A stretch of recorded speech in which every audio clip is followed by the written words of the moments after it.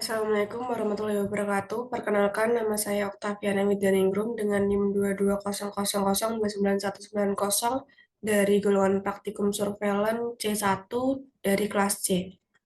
Nah, di sini saya akan menjelaskan bagaimana cara mendownload QGIS dan menjelaskan beberapa menu-menu yang ada pada QGIS. Sebelum mendownload QGIS, kita harus memastikan dulu uh, tipe prosesor laptop kita. Caranya dengan Windows R, diklik bersamaan. Kemudian akan muncul seperti ini, kita klik OK.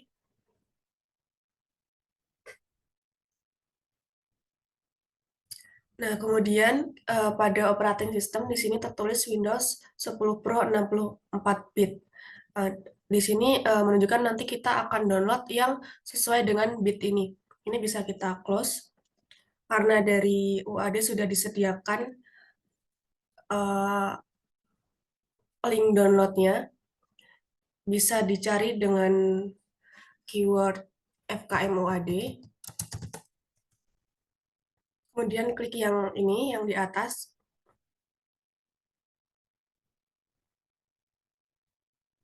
Kemudian klik pada layanan, kemudian Lab FKM.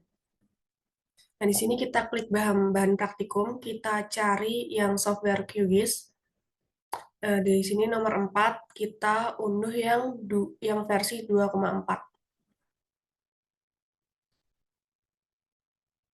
Kemudian kita download.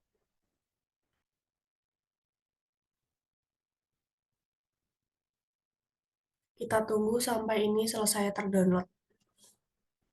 Nah, selesai di-download, kita buka filenya. Kemudian bisa langsung kita buka. Ini kita next. Klik I agree. Next. Kemudian ini bisa dicentang atau tidak, opsional. Langsung install saja. Kita tunggu. Kemudian kita klik finish. Nah, di sini akan tampil pada tampilan layar depan. Kita langsung buka saja yang ini, yang QGIS desktop.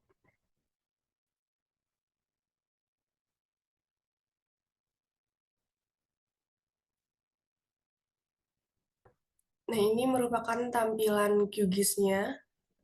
Di sini ada beberapa menu QGIS. Pada bagian atas ini ada yang namanya menu bar. Yang pertama ada project. Project ini untuk mengelola project QGIS seperti membuat project baru atau membuka project-project yang sudah ada sebelumnya atau yang sudah tersimpan. Kemudian ada edit, ini menyediakan alat-alat untuk mengedit layer seperti undo, redo, cut yang fungsinya sama seperti yang ada pada Word. Kemudian view ini untuk mengatur tampilan peta seperti membuat halaman peta baru, atau ini ada pen map ini untuk menggeser peta, zoom in, zoom out untuk memperkecil dan memperbesar peta.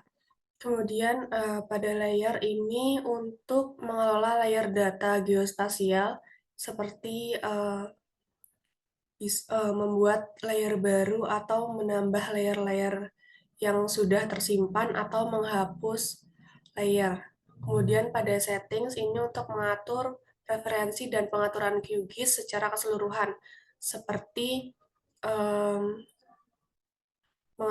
pada option ini untuk mengatur apa yang akan kita tampilkan atau seperti apa halaman yang akan kita perlihatkan. Kemudian pada plugins ini untuk eh, mengelola plugin QGIS seperti analisis data, pengolahan data atau yang lainnya. Plugins ini hanya sebagai eh, tools tambahan. Kemudian ada vektor. Di sini menyediakan alat-alat untuk mengolah data vektor seperti analisis analisis buffer, memotong dan menggabungkan data. Kemudian raster ini kurang lebih sama dengan vektor. Bedanya yang diolah adalah data-data raster. Kemudian pada database ini untuk mengelola koneksi dengan database spasial. Kemudian pada web ini menyediakan alat-alat untuk berinteraksi dengan data geospasial di web seperti menambahkan layer dari server web atau mengekspor peta ke web. Kemudian pada processing ini untuk melakukan analisis data geospasial yang kompleks seperti geoprocessing dan analisis data. Di sini yang paling utama adalah pada toolbox. Akan toolbox ini akan muncul di samping ini. Processing toolbox ini di sini processing toolbox pada menu bar processing lebih lebih spesifik dan lebih detail dibanding dengan processing yang lainnya. Kemudian pada help ini akses untuk dokumentasi QGIS, tutorial, dan bantuan lainnya. Kemudian di bawah ini ada project toolbar. Ini sama hanya untuk mempercepat membuka menu projectnya. Ada beberapa menu di sini. Pada map navigation di sini ada pen map ini untuk menggeser peta, zoom in, zoom out untuk memperbesar dan memperkecil pada daerah yang diseleksi. Kemudian menu yang lainnya. Kemudian di bawahnya ini akan aktif ketika kita sudah mempunyai data, bisa untuk membuat file spasial yang baru. Kemudian di samping ini namanya adalah Manage Layer Toolbar untuk menambahkan file-file spasial yang sudah ada sebelumnya. Kemudian di halaman kosong jika kita klik kanan akan muncul perintah-perintah yang bisa kita centang untuk memilih apa yang akan kita tampilkan atau apa yang akan menu-menu yang akan kita tampilkan atau kita gunakan.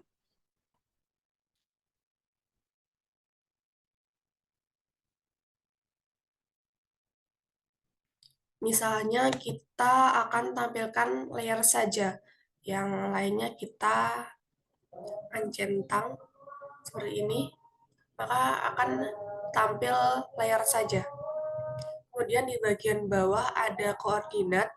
eh, Ini menunjukkan posisi di mana kursor berada. Kemudian ada skala, render, dan EPSG. Ini adalah sistem koordinatnya. Kemudian misalkan kita ingin memasukkan data spasial. Kita bisa ke layer, kemudian kita klik add vector layer.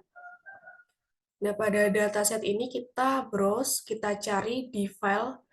Kebetulan saya sudah mendownload dari Natural Art. Ini data-data spasial ini bisa kita cari di internet dengan gratis.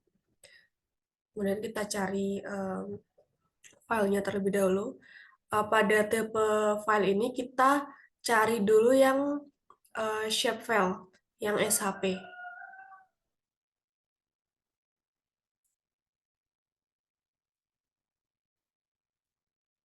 Kemudian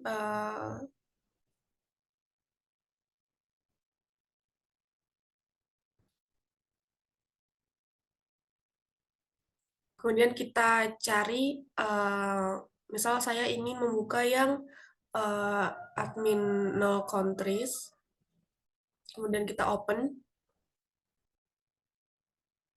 Nah, kemudian tampilannya akan seperti ini. kita bisa meng-zoom, misalkan seperti ini, atau zoom zoom out.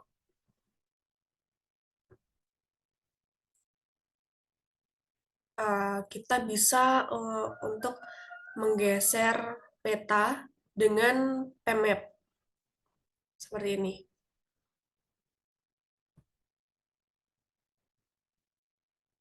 Kemudian kita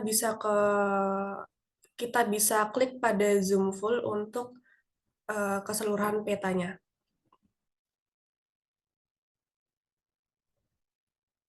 Kemudian kita juga bisa mengubah warna pada petanya dengan kita ke layer, kemudian kita klik kanan, klik yang properties, kemudian pilih style, kemudian pada color ini kita bisa ganti warna, misalnya warna biru, kita oke, terus kemudian apply, oke. Kemudian warnanya akan berganti menjadi warna biru. Kemudian misalkan kita akan memberi label seperti negara, nama-nama negaranya, kita bisa klik kanan lagi, kita ke properties, kemudian pada label this layer width ini kita centang, kemudian kita pilih pada name, kemudian apply, oke. Nah, di sini akan terlihat nama-nama negaranya.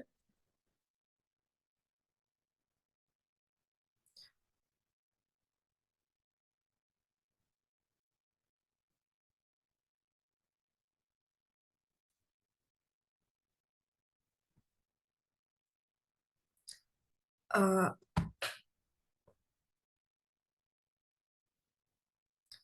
Oke, mungkin itu saja yang dapat saya sampaikan. Kurang lebihnya mohon maaf. Wassalamualaikum warahmatullahi wabarakatuh.